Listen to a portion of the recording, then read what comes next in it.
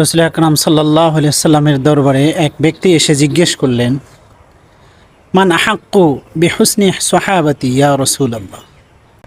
হে আল্লাহর রসুল, আমার জন্য সবচেয়ে সৎ ব্যবহার এবং সঠিক ব্যবহার পাওয়ার কে অধিকারী? রাসূল আকরাম সাল্লাল্লাহু আলাইহি ওয়াসাল্লাম বলেছেন, উম্মুক, তোমার মা। ব্যক্তি আবার জিজ্ঞেস করেছিলেন, তারপর কি? রাসূল আকরাম সাল্লাল্লাহু আলাইহি ওয়াসাল্লাম আবারও উত্তর দিয়েছিলেন, উম্মুক, তোমার মা। রাসূল আকরাম সাল্লাল্লাহু আলাইহি ওয়াসাল্লামকে আবারও জিজ্ঞেস করা হলো। ওই ব্যক্তি জিজ্ঞেস করলেন, তারপর কি? আবারও রাসূল আকরাম সাল্লাল্লাহু আলাইহি ওয়াসাল্লাম বলেছিলেন, তোমার মা। এভাবে তিনবার রাসূল আকরাম সাল্লাল্লাহু আলাইহি ওয়াসাল্লাম মায়ের মর্যাদাকে বর্ণনা করেছেন। সেই মা আমাদের জন্য এক মহা সম্পদ।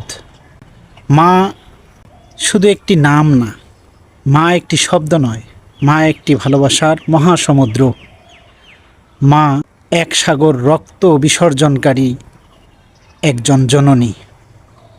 সেই মা অসুস্থ, সকলের কাছে দোয়া চাই, আল্লাহ তাআলা যেন পৃথিবীর সকল মাকে সুস্থ রাখেন, সুন্দর রাখেন, আর যারা ইন্তেকাল করেছেন তাদেরকে জান্নাত নসিব করেন।